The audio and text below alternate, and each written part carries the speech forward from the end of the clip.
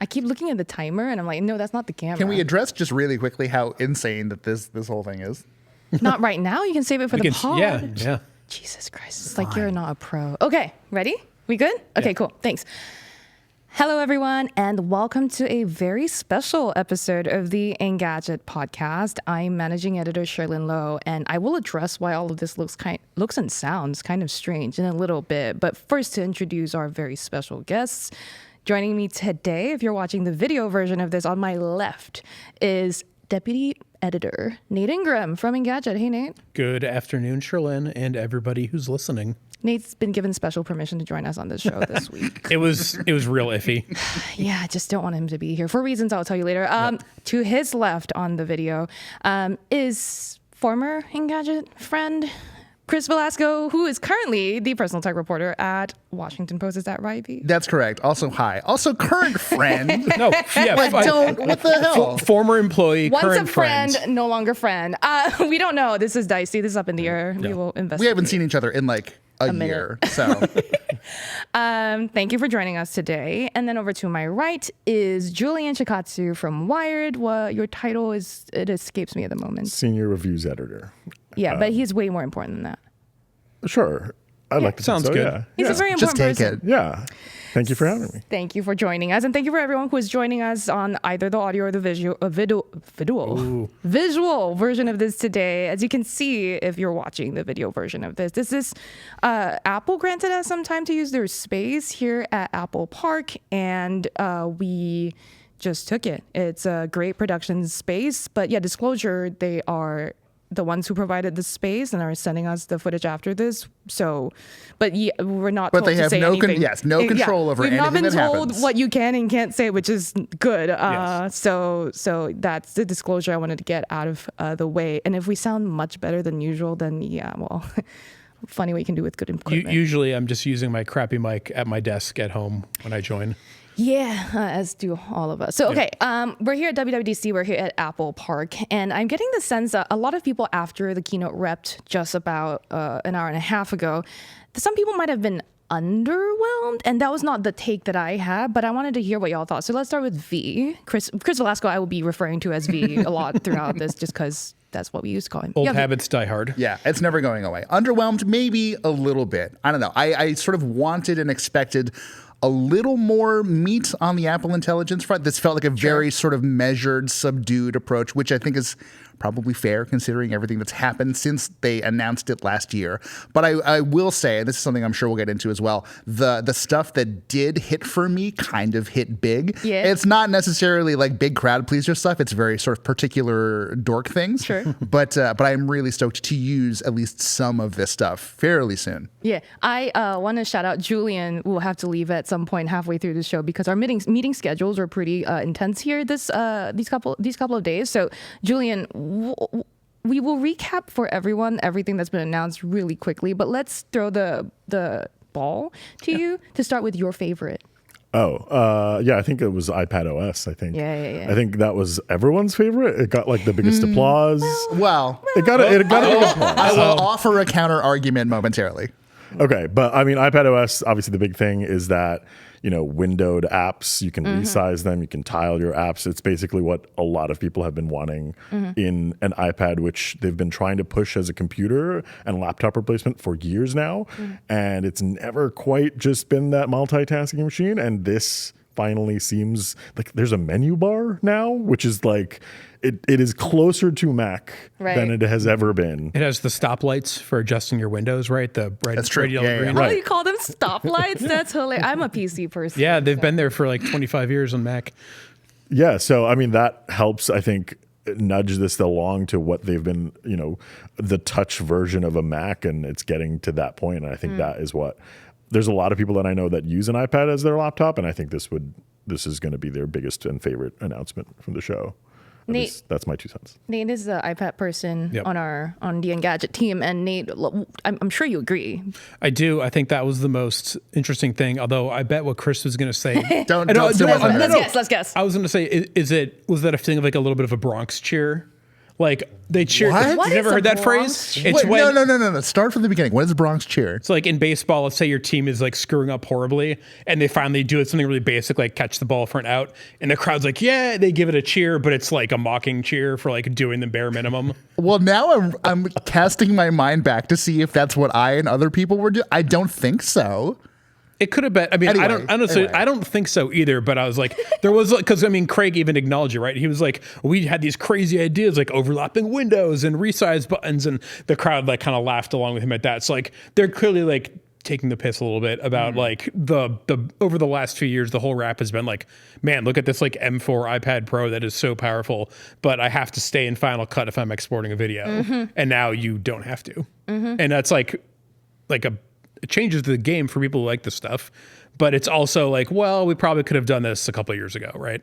Well, they like started to, right? Like one thing that is unclear to me is the exact nature of the relationship between whatever the new windowing thing is, which I don't think it has a specific name, It doesn't.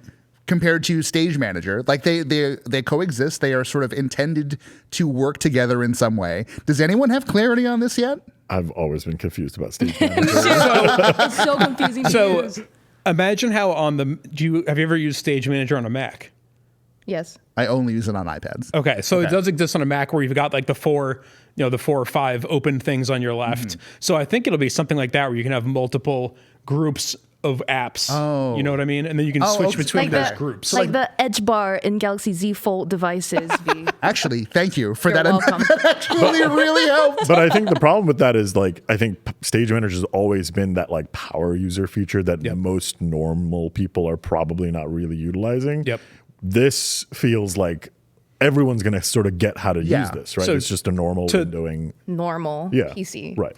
To that point, they are making it work on all iPads, including the basic one, which previously didn't support Stage Manager. So this is going to cut the mini, the base, all of them, all the recent models on Apple can use this, which is a change from Stage Manager, which was like M1 and up only. Right. And although I will say my only question about it is I've used Stage Manager on an 11-inch iPad Pro, and it feels tight. There's not often a lot of times where I feel like I need multiple windows on a screen that size because like you can't do too much there, right? So it'll be interesting. I'm actually really looking forward to trying it on a smaller screen and seeing how it feels. Can you drag and drop between these apps? I think so. Okay, good. But hang on. We're talking about the older features now, right? Like, I'm gonna finish with Nate. I want to know your favorite iPadOS like updated feature, iPadOS 26 feature. Yeah, right? no, it's definitely, it's easily this multitasking update. Okay, and then Yep. there were some other features that were like what meant more for creators and that sort of thing. Can you walk us through some of it? Yeah, I think, and admittedly, things were kind of going rapid Yes, fire they there were. at the end. But like I was alluding to the Final Cut thing, there's background processes. So if you're working on a project in an app and it needs to do things in the background that are resource intensive, usually when you switch to another app, iPadOS would like deprioritize that or stop altogether. And now there's certain things that it will be allowed to do, like exporting a video or a song, that sort of thing. And there was also, and I'm not going to get this fully right, but there was discussion about audio inputs. And I Yeah. think that previously on an iPad and on iOS, there's only one active audio input, whereas like on the Mac, you can have a YouTube video playing while Apple Music is playing while you're recording. You wouldn't necessarily want to do this, but now it'll recognize multiple inputs. And I think the gist I'm getting is that that's going to be really important for content creation also. Barring the Bronx cheer aside, what were you actually reacting to when Nate was talking about? Oh, so the thing that I was low key, but not actually low key, extremely hyped for. Okay, so I think I would like to start discussing this with a question.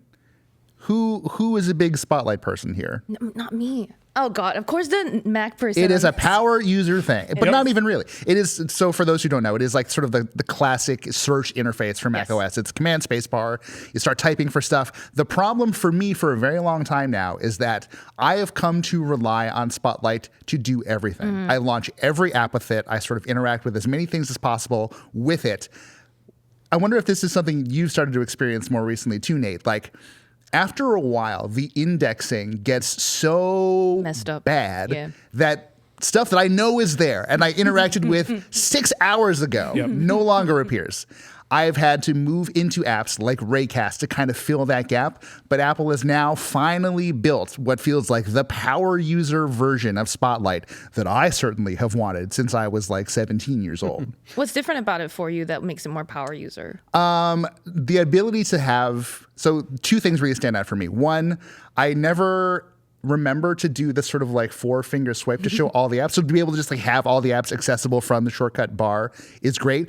Also, I'm really super stoked for the sort of like action shortcuts where you can just be like, so cool. SM, tell Sherlyn that I hate her. Yep. AR, remind me to get my backpack from Julian's car before we part ways for the night. When you're passed out, yeah. Julian? I wasn't passed out. Do you use that? I don't know. I do not. But I will say it seems significantly better than taking a screenshot every second. Oh gosh. No, Microsoft's so approach. I was going to say like this Spotlight search thing reminds me of like I would just hit the start button and type my query and it hit or miss whether it works, right? But also Same idea. Same idea. It also reminds me of Spotlight search on your iPhone. Spotlight search. I don't know Sure. if the name is the same. So it sounds like improvements are coming to that interface, which would make it easier to search for things on your Mac, iPad, both. Yeah. I think pretty much everything, right? Yep. It's not just Mac, right? Would it come to the iPhone? I don't think that iPad and iOS are getting the like, shortcut Right. commands. Sure, that stuff is reserved for Mac, I believe, still. It's early days. We're like I said, 2 hours out of the keynote. We still have yet to have every single briefing we have planned for this We're show. definitely going to learn go all the install all details. the betas ASAP, though. Exactly. The And just developer betas destroy are our out. devices. Well, for you anyway. Okay, so iPadOS aside, because the three of you have said, you like a lot about it. And for all the details on iPadOS and what's new in iPadOS 26, go to Engadget.com. No Wired or Washington Post, just Engadget.com. We've got all the No, details. please subscribe to the Washington Post. Yes, do. And then, also support Julian, I guess. Thank you. Hey, Wired has been doing awesome work with the Doge stuff this year. Truly, honestly, yeah. like genuine Huge credit props for to you that. I will take the credit Why? for Listen, them. this is the Engadget podcast and not a Engadget's good too. Yes, Engadget also fine. has merit. We're all right. Let's move on to what I think will impact more people. I think so. This is a little tight. Apple Intelligence is going to impact a lot of different types of devices across, Apple's ecosystem. But I want to focus on Apple Intelligence changes coming to iOS as well as the other changes coming to iOS. So let's start with. I was super stoked for call screening, message screening for spam and stuff like that. Now, okay, Absolutely. we have to Why shout. are you laughing? No, because Julian and I were just talking about this, and I'm sure this will come up, but Yes. it falls under the category of we've seen this. Yes, before. exactly. So Sure, there's sure. a big theme this dub as well as many other dubs and Google I/Os and whatnot. Everyone's copying each other, borrowing features from each other, right? So call screening is something that Google has done historically very well with the Pixel UI, the Pixel phone, hold for me, hold assist, or hold my call for me. So many different names.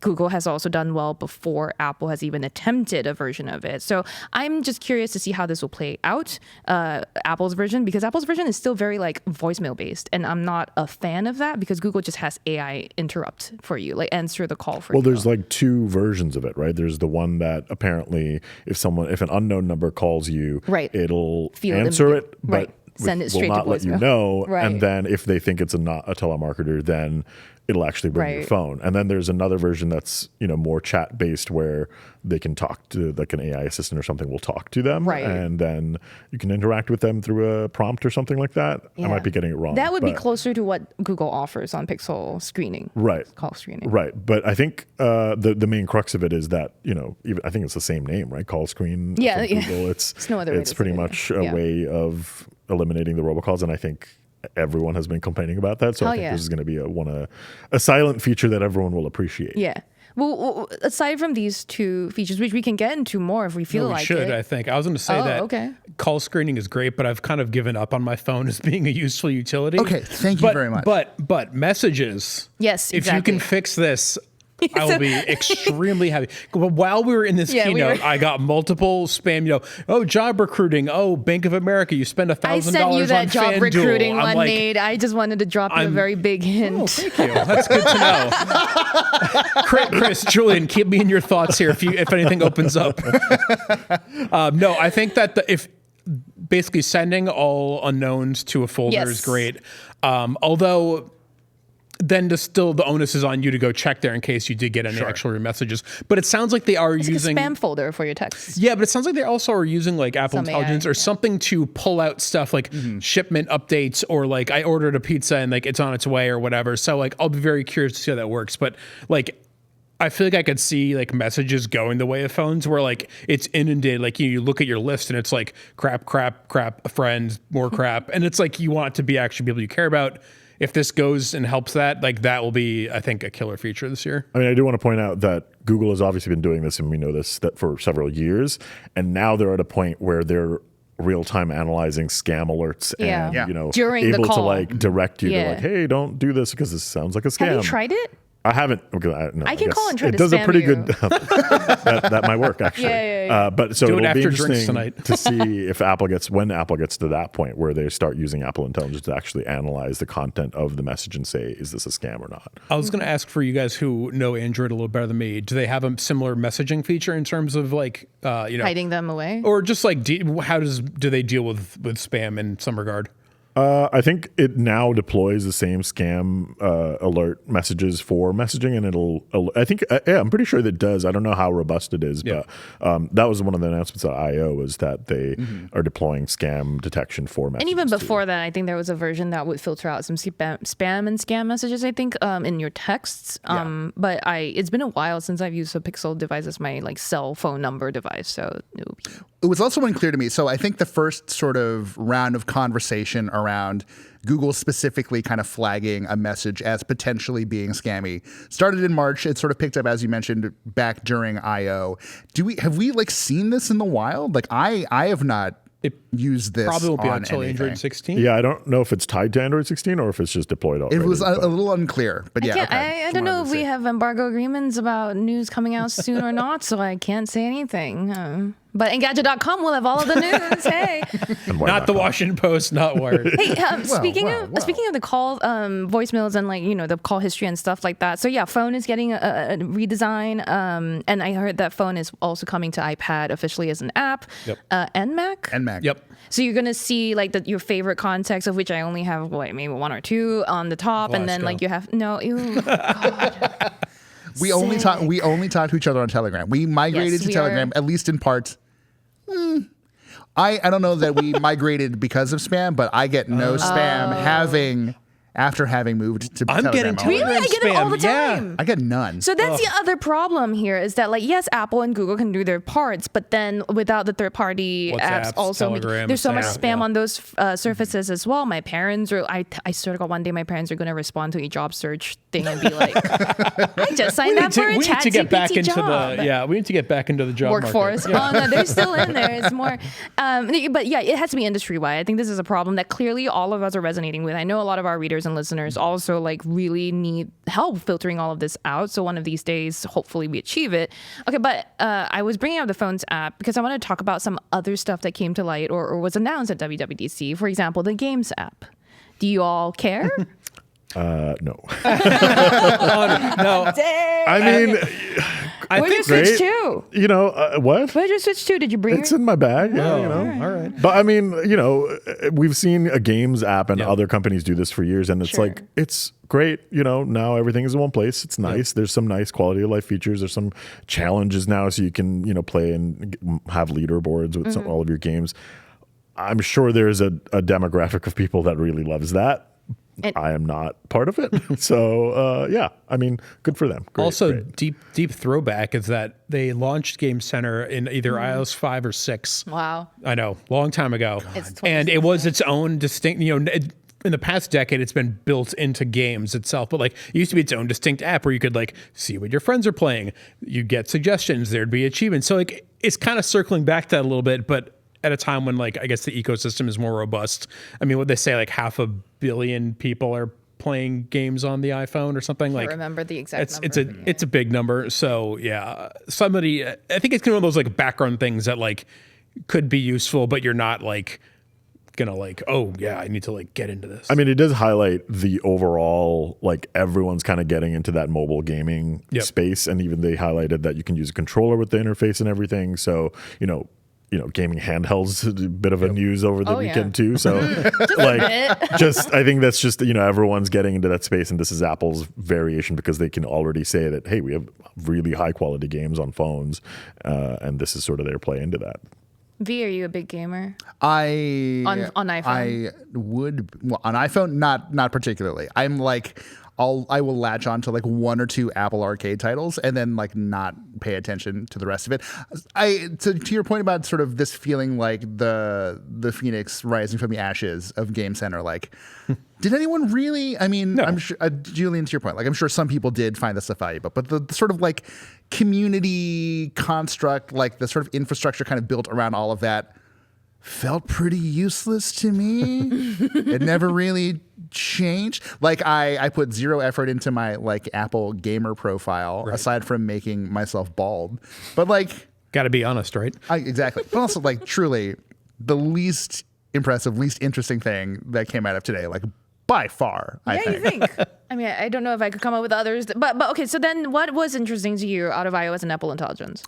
I mean, we hit the big stuff, right? Like we didn't talk about the design. Right. The liquid glass. Kind of, the names. Design and Live Translate. Yeah, Live Translate is interesting to me too. Live Translate feels like such an interesting manifestation of Apple Intelligence across all these devices. Because like, and Julie and I, we were talking about this before we walked in too, like, we come from sort of like very multicultural situations. I've a lot Nate. of well, yeah, no.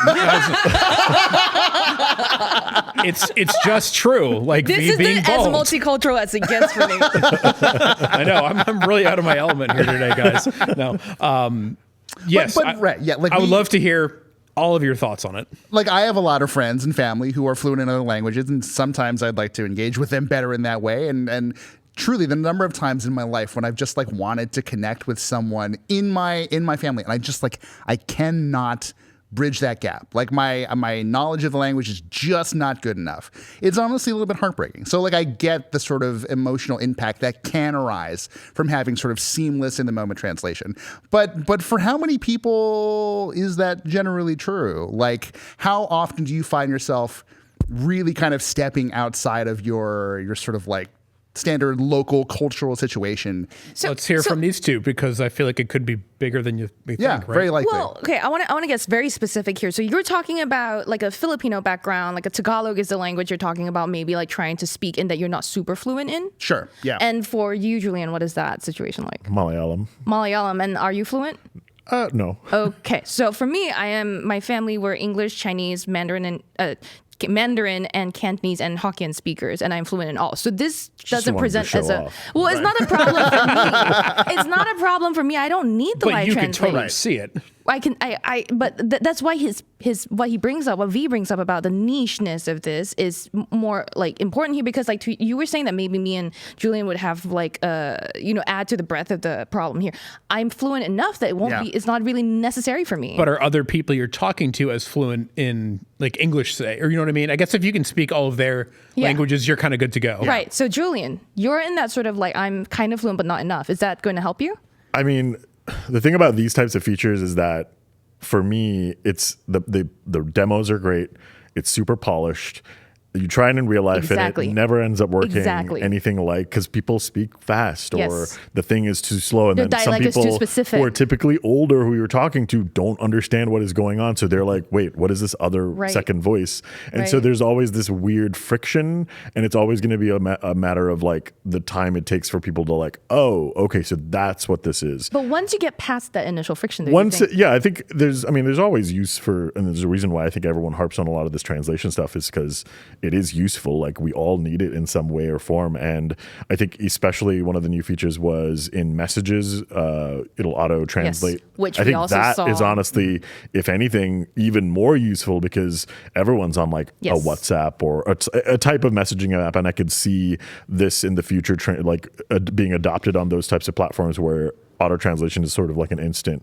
And then you have everyone speaking one type of, we're all talking in our own languages, but we just see a translated version. And I think that is where everything is heading. It's a very sci-fi dream, right? Every sci-fi thing you've seen is like, oh, we've got our universal translator to avoid any sort of like language barrier, right? So this is another thing that we saw Google already roll out on Pixel phones, the live translator built into the Messages app. So it works pretty much the same way. There's a different input bar below the main input bar, and then the keyboard does the translation. So, and then it translates the incoming text. Here's the thing, though. What you're saying about like that being a good solution, I see it as potentially having some challenges. For example, we know lingo in just English alone evolves rapidly. We have Gen Z coming up with words like skibbity all the time. How are they translating skibbity to French? How are they translating? Well, maybe skibbity. Is that French enough? I don't know, but I think skibbity is old enough. Like I think we've all kind of moved past it already. Well, it's another word. I don't know, but brain rot in Mandarin, there's no equivalent right now. I could just like 脑袋痴呆 or something. And just like, what the hell? I feel like it's very dependent on who you're talking to, right? You're not going to, in this context of this like Drop translation brain rot feature. on your grandma. Exactly. Right. I mean, I don't know. I might. This is a cultural difference between us and Nate. I would, and you wouldn't. I mean, I like it. Yeah, but look, I think live translation is a very intriguing new feature announced at WWDC. I think there's still a lot of challenges ahead before we reach that universal translator sort of situation that you brought up, Nate. But we also brought up Liquid Glass. If we feel done with the live translation conversation. I had one more thing to say about, so this is my perspective as a I'm super white. But like in terms of talking about Apple Intelligence more broadly, this is the kind of stuff I want to see from companies doing consumer-facing AI tools. Right. Last year, like I was like, Genmoji, like, okay, that's cute, but like I want to see stuff where we're solving real problems, and like this is a good example of it. And I'm blanking on some of the other Apple Intelligence stuff they talked about today, but they felt more. I mean, they did talk about Genmoji and Image Playground. They did, sure, it was embedding ChatGPT. Well, you're right, and then there's also even like the notion of like the sort of workout buddy. Yes, I'm like, okay, watchOS. that's more frivolous, but like as somebody who runs, like I kind of like the idea of like instead of it just being like mile 1 pace, whatever, Right. it's like, all right, you're almost, just like. It sounds a little more fun. Having tested this across other devices that already have this coaching feature, it's not great. But anyway, okay. But V, you were saying something. No, well, we just discussed Workout Buddy, and I did want to mention I've never lost more weight. I've never been in better shape than when I was in a fitness challenge with this guy. Pointing at Julian. Not. But after a while, and I've come across this, I've ventured down this path with multiple people. After a while, when you just keep winning, people just stop wanting to engage with you. Is that what happened when I kept winning you? You did not. That is a falsehood. I stopped following Sherlyn because I got too many notifications. Actually, I think I might have done that. That's what you did. It's a lot You of shut notifications. it off. I just do 3 workouts every morning. I'm like, oh, you're not at work yet. I wonder why. F45, dude. I see you just did some cross training. Anyway. But anyway, yes, I could see a little bit of value in Workout Buddy just being like the little kind of providing the moments you need to just like get across the line. Yeah. By the way, I saw a demo of it, and that guy is yelling because I know the context is like your heart is pumping and you're active, but when you're calmly sitting at a desk and they play it for you, it's just like, why are you yelling? I don't think I like that if I'm on the treadmill either, to be honest with you. I mean, I found it weird. The whole thing is weird because it's AI generated voices based on Fitness Plus trainers who agreed to hand share their over, voices, right? Which is, I mean, I guess if they agree to it, great. Still kind of a weird thing. Yeah. Mm-hmm. Because the voice just doesn't, it sounds natural, but it's very clearly when you have that notion in your head that this is like a fake person, it still sounds weird. Also, or it just feels weird. Important technical note, I was reading about this. You have to have an iPhone with Apple Intelligence with you. So if you go for a run with just your watch, you're out of luck. Oh, so you had to carry the phone. You have to have the with phone you. connected to your watch. I'm 99% sure. Oh, that seems I mean, weird. the watch wouldn't do the processing and generating the voice on the watch itself, so it's streaming the But I feel like audio. the whole point of the watch has become to go free of the phone. free I of the understand. phone, especially if you're going to run. Yep. But, liquid glass? I was going to say, you I'm gotta- curious about liquid glass on the watch and across the ecosystem, but like, what did it look like on My the initial watch? thing was just like, this is very 2010s, which I was trying to figure out why I was thinking that. And then Windows someone Vista. reminded me, arrow theme on Windows Vista, and I was like, So we're even back in the 2000s with that. yeah, that was mid 2000s, I miss and also like I was super back into like Rainmeter back in the day and customizing all the desktop skins, and that was so popular. The glass theme was so popular back then, and I was like, this is that. Can we describe it for our Toned audience, down, by the way? I would say, significantly. So for Liquid Glass, it is a new design language across all of the platforms that were discussed today, right? And it's, if you remember Windows Vista, if you can visualize that for yourself, I guess great. But for our younger audience members who are listening, hopefully we have some younger ones. V, do you want to take a crack at describing this thing? I hesitate to, but I'll take a whack at it because I maybe less so than everyone else at this point. Like I have not seen it running on a device yet. Me neither. But it's just sort of a more, it's a glassier kind of approach to well, like, so It's hard, right? it is hard. It's so Describing hard to UI describe. elements is Because hard. it's just like, it looks like glass. It looks like you can have app icons look like glass. You sort of see the interplay of light and There's a lot of transparent or transparent. semi-translucent material. Like there's a lot of intangibles in that way. That's hard for me to kind of discuss without actually really having seen it aside from photos. I think the main thing is that it looks like when we talk about the glass, it's like the UI elements, like a menu bar will have this glassy effect, and it's sitting on top of the content. So like say you're in your photos library, there's all of your pictures, and on top of that there'll be a small little slice of an oval, which is the menu bar of the UI, and that's got this kind of glassy reference. And oftentimes as you move through the UI, it'll disappear or shrink or get out of the way and then come back as you need it. So like if you're scrolling on a web page, the web bar will minimize, but then when you need to get it back, it'll take up more space so you can interact with it. It's a combination of look and animation, it sounds like, Yep. right? The animation is where the fluidity, responsiveness comes in. And then the actual physical look of the app icons and tiles themselves, they look like your glass lenses, Nate. Like imagine transparent glasses frames and then the lenses in them.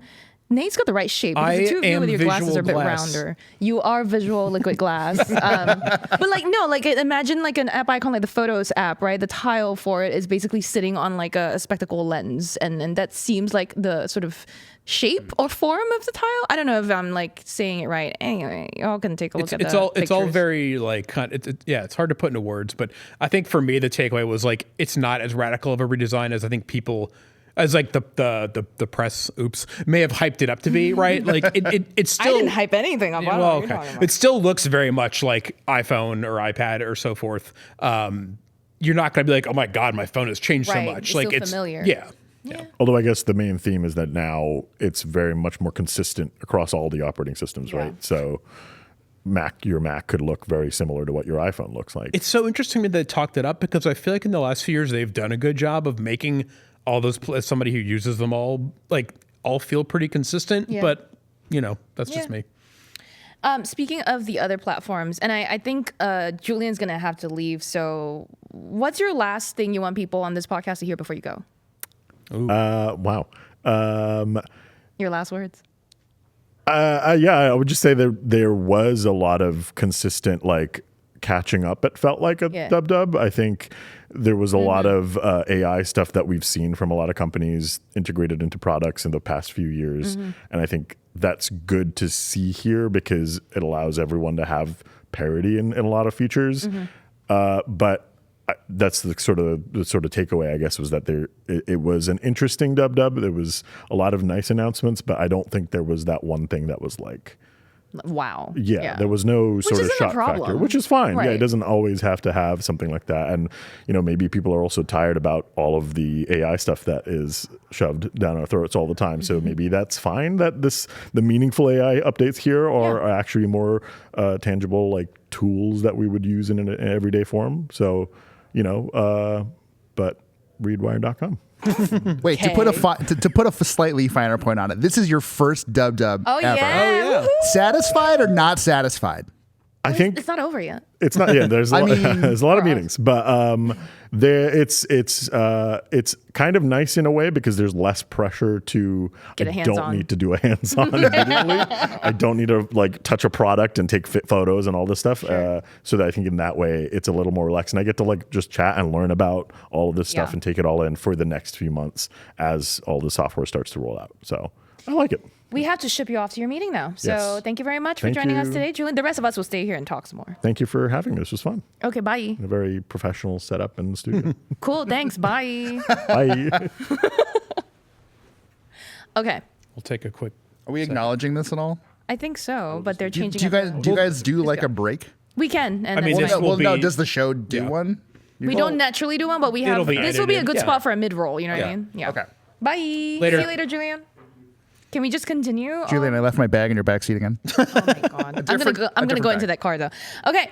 So, did you go? I was gonna just jump on what Julian was his parting Oh. thoughts a little bit, which was that it was like I felt kind of disillusioned by last year's Dub Yeah. Dub. Yeah. I used to really look forward to shows like this in IO. Yeah. But the last years it's been like so much AI that doesn't feel ready or useful.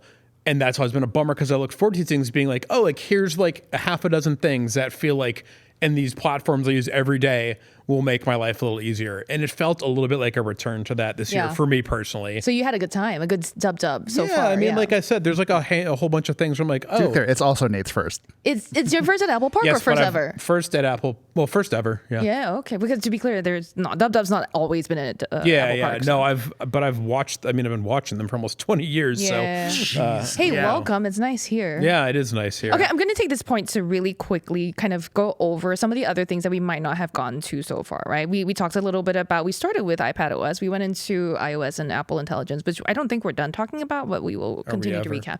I will say there was CarPlay Ultra that was talked about. I know very little about car interfaces, so I'm not going to like force myself to talk more about that unless you guys have strong feelings. There was visionOS 26 that was discussed as well.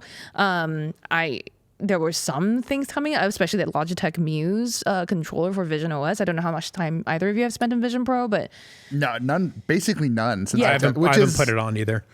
I will say it We seemed do like need a to be a little sub. better about this. Although it's a hard thing to test. Yeah. Like I can't just go and buy one to play. it's around with. expensive.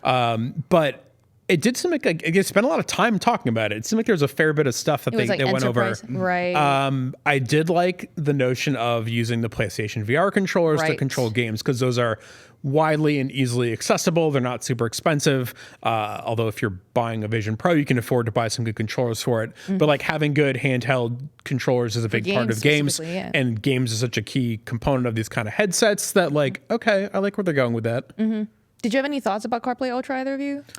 It's not- I like CarPlay as a thing generally. It's one of those things where when I have it, usually in a rental car, I love it. And then it'll do that thing that CarPlay does when it just sort of like doesn't connect or stops working. So just like it felt like fundamentally there were sort of low level issues that kind of needed to be addressed systematically.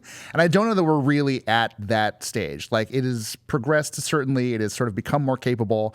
Not having tried CarPlay Ultra or any of these sort of new updates, it's hard to say kind of really what it brings to the table as far as those foundational fixes. But we're also kind of approaching a weird transition point for what feels like the future of being inside a car, right? Yeah. Like you there's the camp of which there are many. There are car makers who will sort of lean into CarPlay.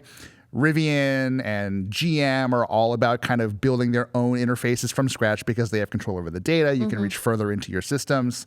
And then there are the people who are just like, I think Europe is pushing to just sort of really powerfully emphasize the value of physical controls in cars again. So it's like, Buttons for everything. It's like Europe, phone. you're it's so good. We don't deserve you. No. It's like, but we're at the point where it's like phone projection versus AI versus physical controls. One of these things is going to largely take over what the fabric, the texture of that experience is like, and I don't know what it's going to be. I hope it's buttons, but I'm not sure. So I think that's a really good way to put it. I think CarPlay historically has been like an ideal implementation of the old style of using a car, right? You've got your GPS, your music, like all these kind of, it puts the tools you use all the time on this screen where you might need some of them instead of like having your phone stuck in a thing, right? Like, and that's good. I was in Europe recently and had a car that Show I couldn't off. get. I know. I couldn't get CarPlay on it. And I was like, oh, this is gonna be such a pain to use like the built-in GPS to get around. Like, I just wish I could plug my phone in and because I Right. had all these locations saved, et Yep. cetera, et cetera.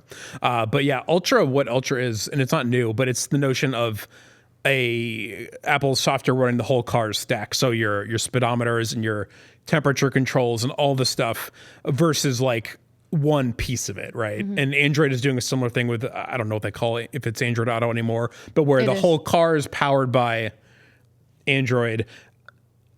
I don't have super strong faith in like car companies to make good software, but I also worry a little bit about your whole car being run off of Android or iOS or whatever. So, well, I mean, there are like cars running off of pure Android like already. Right. So I think it's like, it's kind of academic. yeah. You're right, though. We'll have to see like what's the next advance in like in-car driver tech and like what'll that look like. Also, am I crazy? Isn't CarPlay Ultra in like one car? It's just rolling out. It's now. in like an Aston Martin. It's yes, that's right. That news did come out. Yeah, fairly extremely recent. accessible. it's not really a thing yet. We'll see what happens in the next year. So CarPlay, again, come to Engadget.com for the details. Or I guess Washington Post will have some. Someday they'll let me drive a car. One day they'll let you drive. That's my goal. We will not let you drive ever again because you are not the safest driver that we know of. Yeah, but not me. Better than me. Yeah, Better because I let you drive a car multiple times. That's not true. I mean, that is true, but that is not the reason. Anyway, moving on from car things. One thing I saw talked about after the keynote from another publication or another influencer. Did y'all hear the word Siri mentioned at all on the keynote? Only a couple times. Okay. Near the top. Did it actually get name checked? So- if it was, I missed it. Apparently this Craig is- had said it a few So times. at the beginning of the presentation, when they started talking about Apple Intelligence, Craig was recapping all the stuff from last year. So it was a recap. Well, he was recapping, and then he said, and he basically acknowledged it was like Right. a mild level of apology of like, we're working on a next generation Siri, essentially. We decided we needed more time for it, and you'll Right. hear about it in the coming year. Right. Okay. That's the current status of the Siri demos that we got last year. And then after that, it was only mentioned in passing, really. If as at far as- all, If because at all. yeah. So Nate, walk people through, people who are new to this situation. What's happening there? Yeah, so last year, again, like an updated, improved Siri was one of the tentpole Apple Intelligence Yes. features they talked about, where it had better insight into what was in your apps and what you did with them, and thus it could be like kind of more proactive or more conversational. There's a whole bunch of things basically to level it up, and they showed a bunch of demos. And more recently, in 2025. Well, I guess it was supposed to come out later, in the year. None of the Apple Intelligence stuff launched with iOS 18. We always knew it was going to come a few months later. Then there Siri is coming beyond that with a kind of no real time frame. And then there was some reporting from some other publications.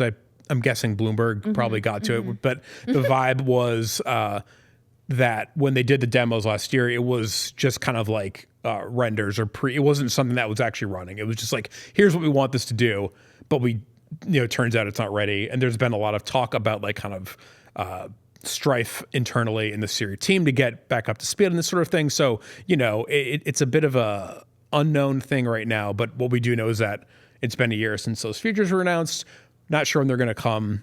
And the fact that they even acknowledged that at all, I thought was sort of surprising, but I think also important to just say like, this is a thing. It's on the roadmap. We're working on it. Yeah. Of all the things that they acknowledged too, there was another thing they acknowledged that they brought back tabs to the Photos app, which was people were really upset about losing the tabs. I thought that was so interesting because it didn't really throw me that much, but I can see like... Yeah, I didn't hate that redesign at all. I did not hate the same. redesign, but a lot of people did because I see it all over Reddit. I wrote this story for the Washington Post, an August sort of very well respected newspaper. Oh. And it is. But, but I bring it up because it was a quick just like, hey, here's how to like fix it if you really are bothered by this. And more than any other story I wrote last year, which is almost like frightening for me to say, that's the one that everyone wanted to know about. Like the level That's of fascinating. like cross-generational like desire. Fury, feels like such a strong word to use because it's just an app. But like, I know, but but truly, it was Fury. people were actually genuinely really upset by it. It still kind of blows me away. I think it like speaks to like when an app becomes a certain level of importance to people, that changing it can be a really like startling thing. How much time do either of you spend on your Photos app? Not insignificant. A fair few moments, throughout the day. Okay. So I'm on it like hours at a time sometimes. She's going through the selfie folder. I was going to say looking at photos of herself. I'd like to note that the first photo that was in our live blog today was one of Sherlyn. Just, are you shocked? It was the one you took for me. This is your fault I then. have not worked at Engadget for a bit. Four years Yeah, now. congratulations. And man, Nothing that has changed. not changed at all. Yeah, well, anyway. Part of the reason I think that Apple redesigned the Photos app last year, because when I talked to them deeply about this, was that they wanted to make it easier for people to find the pictures that they were looking for when they go into it. And that's why they Instead created of this just a method huge scroll. Right, constantly scrolling, which is what you were reduced to before the redesign. Now you can filter out screenshots, you can like organize things into collections. I really enjoy that approach. I think giving these customization tools to the user really puts it back in their hands. But it turns out people don't want to be doing the customization. They just want to be finding their things and seeing their tabs. They don't like change. I just had a really dumb idea, which is boy. like sometimes you go to a website or an app and it'll be like, here's what's new. And there's little things that pop up that guide you through the interface. And it's like, Right. They do that. Sometimes Apple, like little- what's like new little in tooltip photos. things? yeah, like Yeah. little like chips. And I was like, wouldn't that help someone? It's like, hey, your camera roll is still right here, guys. Like, I don't know. in theory, I I'm find not those surprised. so irritating though. Yeah, but that's because you know what you're doing. Well, I let's not don't. assume Well, so anything. Yeah, like, you don't. So That's true. there are many apps. So like one that I run into or use relatively frequently that does this all the time. It drives me nuts. It's Insta360. Yeah. Every time there's an app update, you have to go through Yeah, like the 15 tutorial. tooltips. Oh, and I'm Yeah, just like that's fair. the first time it's like, oh. Genuinely, Right, thank you very much, right. because I would not have figured this out. And then the third time it happens, you're Yeah. like, I cannot hit the buttons fast enough Yeah, to just get use rid of the it. thing. Yeah, there's a tips app. Is it- That's where yeah. it should be. You're Yeah. right. It is Fair there. enough. Yep. I will say And in this. theory, you can also ask the existing version of Siri how No. to do some things. That's yeah, true. you should be supposed to be able to. Yeah, you can. Yep. It does. Yeah, it's not great. Philosophically, I think this is similar to what's going on with Google search, which is that maybe people don't mind scrolling endlessly, clicking page 2, 3, 4 to find the right answer for them. And they don't want AI overviews to answer the question for them. Like I'm not going to the Photos app and typing the search with natural language, which was the Apple Intelligence update. Find me pictures that have balloons in them in Greece or something, which does not I exist in use my like photo basic album. level searches. Though, Yeah, the basic right? searches where I'm like a bank name or something or a credit card number, that sort of thing I type into the search, but I'm not trying to ask my Photos app like I would ask a friend. I'm not like, if you find me that selfie with me in the red and white striped dress. No. I'm not trying to do that to Siri either. So I don't know why. Thank God. Well, maybe I do. I don't know. Look, maybe it's just I'm out of touch with how people use their phones and their Photos app. But I enjoy that scrolling process because as I'm scrolling, it reminds me of some other events in my life that I forgot to talk about or reflect Well, on. a few years ago, they did an update to the Photos app where it would show you it would show like the day view Yeah. and then a month view. And That's a what year they view. replaced, That yeah. stuff, and it's still there. You still have but it that, was yeah. less apparent. Yeah. But that's the thing that I find really valuable. Is like, I like seeing the little like day. It's Right. like, here's a scattering of things from They the day. still You have can that. dip into that. When you more. swipe right on the grid, Yep. you get that. Or Yep. left? It's there. It's there. Yeah. Wait, Anyway, speaking of sort of uncovering things God, we're in deep the in it, photographic aren't we? experience, I'm curious to see if y'all have feelings one way or another about the camera app redesign. ooh, good question. Did it, That is a Gary? big one. So, as part of the Yeah, part of the liquid glass update, one of the knocks against the stock Apple camera app for a long time has just been there's a lot going on there. There's a lot of potential. There's a lot of capability, but like finding just the right thing Right. at the right time has honestly been a pain in the ass. And Apple has now finally taken that into consideration and tried to streamline the camera app such that if you have to change your frame rate or something when you're shooting video, like that stuff shouldn't be more than like 1 or 2 taps or swipes away from whatever the stock, like the default kind of look is. I don't have, it's one of those things where I think I will probably find it extremely irritating at first until you kind of get used to it. But I think it does sort of speak to the opportunity Apple had with liquid glass just to say, like, we don't always know what is right. We're going to try some things. Right. Some people, as we've seen with with photos, people will hate it. But this was an opportunity to kind of really go back to the drawing board and rethink how some things should work. And it's just always interesting and to some degree, to me, gratifying to see that process happen same. because it's an acknowledgement that, like, yeah, just because something has been this way for X number of years, that's no reason it has to continue this way. Like, I do just appreciate when that happens. That's a great way to put it. I must have missed it because I was busy doing something else in Slack. However, I will say the mentioning camera reminds me there was also like some small updates coming to visual intelligence. So you can now right. I'd say more than small, actually. Actually, yes, I you're think, right. Yeah. You're right. All right. For once. And instead of, having to use the camera control button for, it was announced pre-WWDC that you can use more than just the camera control feature. You can also use action button, I believe, and one other way to access visual intelligence on your phone. But now you can also use it on screenshots, and there's better, I think, ChatGPT integration. And ChatGPT is also integrated into more services across Apple Intelligence. So like I said before, Image Playground is one place that's getting better / more ChatGPT support.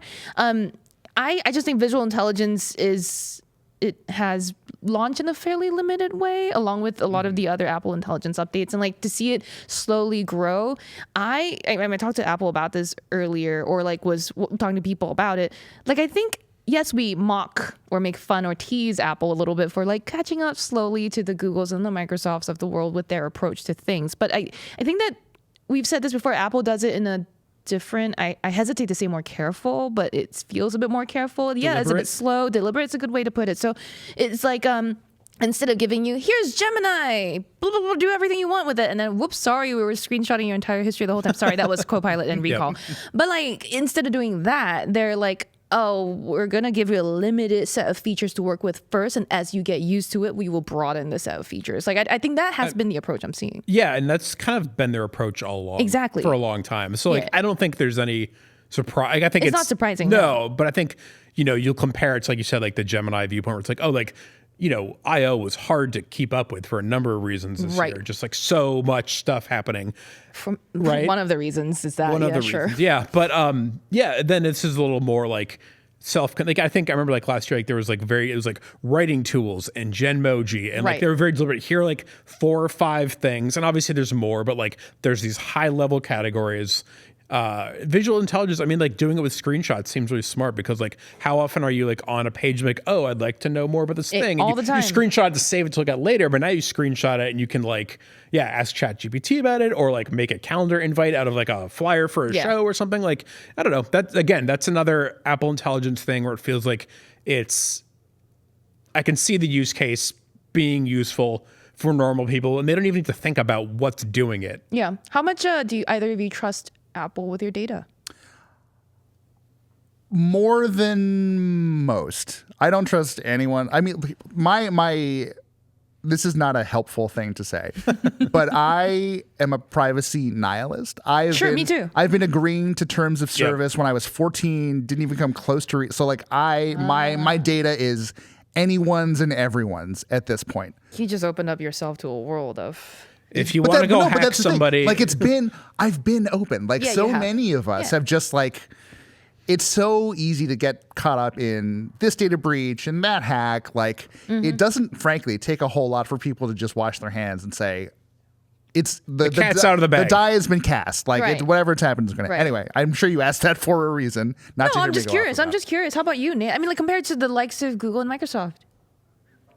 Oh, how much do I trust them? Again, I'd say more than most. Yeah. I'm not quite as much of an analyst as Chris. Like, it took me a while to like understand conceptually like how to use a password manager, which sounds silly. But like now that I get that, I'm like all good with like having ridiculously long, complicated passwords, and I try to 2-factor everything. I still don't really understand what a passkey is, even though I use them. But like, so I'd say, in terms of like my data, like I'm not super concerned about it, but partially that's because like if somebody really wants to get it, they're just going to get it. So I guess that's like where the nihilism comes in, right? Yeah, like for sure. We do our best, but also, Okay, we have a few minutes left. I want to do closing thoughts, and then I want us to be able to like shoot the crap. So V, what was your like main takeaway? Maybe something we haven't talked about yet, like audio, the AirPods updates. And... I mean, if we're talking main takeaway, for me, it's very much, again, there are a lot of scattered little bits that I really enjoyed. Right. But I still like this has felt like such an interesting shift from last WWDC, where Apple kind of lays out the grand Apple Intelligence vision, kind of says some things that did not immediately come to pass, which has led to some immediately bad situations. Like Apple is facing 2 class action lawsuits, one in the United States, one in Canada, over kind of misleading marketing claims related to Apple Intelligence. Like, I was hoping for a little more acknowledgement of that, and basically the extent that we got was, hey, Siri's not done yet. Like, we're working on it. Like, some sort of sense of, like, we could have done this better. We should have done this better. Like, I think a lot of people have gravitated towards Apple as a company over the years because it has sort of centered itself around the idea of, You know, like we're humans making nice things for humans. Like we should be able to kind of like stand up for the right thing when it reveals itself. And I feel like this is an opportunity where Apple maybe could have been a little more pointed in sort of addressing the situation and everything that's kind of stemmed from it. And we didn't really see that. Nate, what about you? Main takeaway or big like feature that we still haven't talked about? I mean, we haven't really talked about macOS, but you know. There wasn't as much, I think, on the Mac. But although, again, like Spotlight forever. Spotlight, yes. Okay, true, but we true. did talk about Spotlight. Yeah. So. And also, like, again, it's at this point, so much of what comes to one comes to all of them that, like, you know, like I said, like new phone apps, Spotlight, there's like, it's all very unified at this point where, like, and they even say on stage, like, oh, like when they got to the iPad, like all the stuff we talked about on iPhone will be here, plus these other specific things. So, you know, that's one thing. But yeah, my main takeaway is, like I said, I'm looking for those quality of life things where I'm like, these are 5 or 6 or 10 features that, like, Spotlight is something I will probably end up using every day. Improved iPad situation I'll use constantly. You know, there's some of these iPhone features. I don't know if there's anything that I use every day, like a redesigned messages app. Like, again, like most The important group app. chats updates. Right. Yeah. Like, so there's lots of stuff like that. And I think a broad problem I have when you talk about events like this is that we're talking about a lot of platforms that are very, very mature at this point, both here and, you know, we're talking about Google, talking about Microsoft. Like, we're out of this time when every year is going to feel like this sort of like groundbreaking wow factor sort of situation. Exactly. You know, like there's been, you know, the iPhone is getting close to 2 decades old. Like, think about that for a minute. Like, It's almost as old as me. Oh my God, almost. So, you know, like there's just, I think there's like a weird set of expectations where people expect there to be a one more thing every year or two that like blows your mind. And What was the rumor for this year? Like a HomePod with a screen would be like the That was your bet on the rumor. That's I just been- meant no more things, no more at the end of the Yeah, keynote. you're right. No, that's been a rumor for a while. Yeah, I don't know. Like, I think everyone's waiting for like the next technological shift forward, and there's like all this like, oh, AI is going to be it. We'll see. But in the meantime, you know, you kind of just like keeping on tweaking things, refining it, making it a little better, and like that's not a bad thing. And you also got to remember, I always say about these events is they aren't really meant for consumers. They're meant to show developers what they can do to build stuff for consumers to use in the coming year. So, and you know, again, I think Apples are more friendly to normal people than like a build, obviously. So that like, again, leads to this kind of like expectation that you're gonna be like, oh, like I'm gonna go and buy this, or like, what's this thing for me? And like, we're not there yet. That's what the fall is for. Yeah. So I would like to address basically the same thing that Nate did, right? This is a Worldwide Developer Conference, WWDC. And so developers are the main audience for this, even though, you know, Apple does package it to be very friendly to the average consumer as well. It was And very also entertaining to watch. also they ask all the media to come. Right, So- exactly. And it's very entertaining to watch all of the bits, and we can get into that if we want. But I want to close with saying that like both Chris and Nate have pointed out that we felt like it's kind of scattered in terms of there's a lot of little bits of news coming to all different product ecosystems. There didn't seem to be a huge overarching theme, even though I guess the Invite had a tagline that was like sleek peak. Well, glass is the thing, And that right? was the glass. That was Yeah. the liquid glass thing. So I guess that's the biggest change you're going to see coming to your phones. It's really hard to understand what consumers are going to find most impactful in their daily lives, and for us as well. We're going to spend some time, dig into some of these features in the upcoming weeks and months, and then I think we can properly dig into a lot of these things in September or whenever they do the iPhone event launch. Come to Engadget to see more. And I was going to say, but if it feels like this hour of talking has been a bit scattered, you can That might be why. go read that might be why, and go read everything announced at WWDC 2025 on Engadget.com. And I guess you can go to Washington Post for some of your news from Chris Velazco. Where can people find you online? Hey, you can now. I'm now a creator, y'all. This is my thing. no. Yeah, please follow on Instagram and TikTok. Your pal Velasco Oh, that's such a nice handle. Or Salad Boys.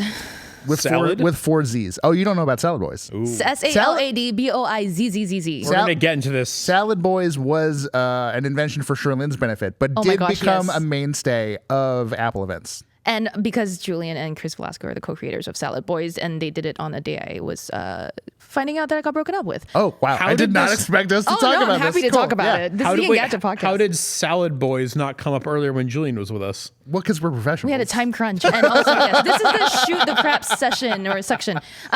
Nate can be found online at Engadget.com, but where else? I occasionally use Threads and Blue Sky at Nate Ingram. You more than occasionally are on Threads. You are out there in people's replies. I like to reply to people and like stir the pot about Could we call you a reply guy? No. No, because it's not to ladies specific. I mean, that's the whole thing, right? The reply guys are like up in ladies' comments. No, I like to reply to people who are saying horrible things and tell them how horrible they are.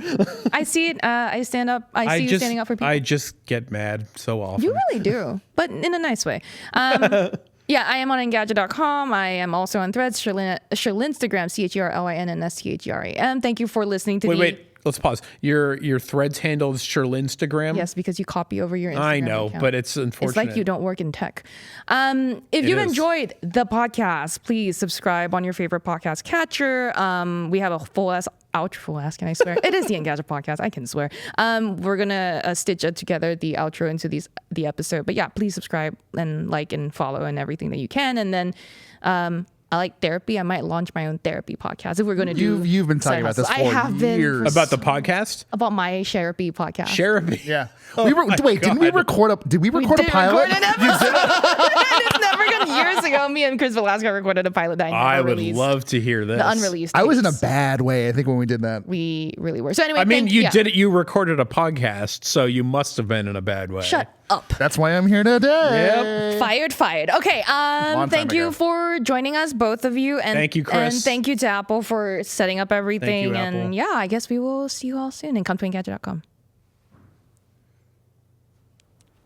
Thank you all very much. That was great. That was fun. I'm sweating still. Yeah.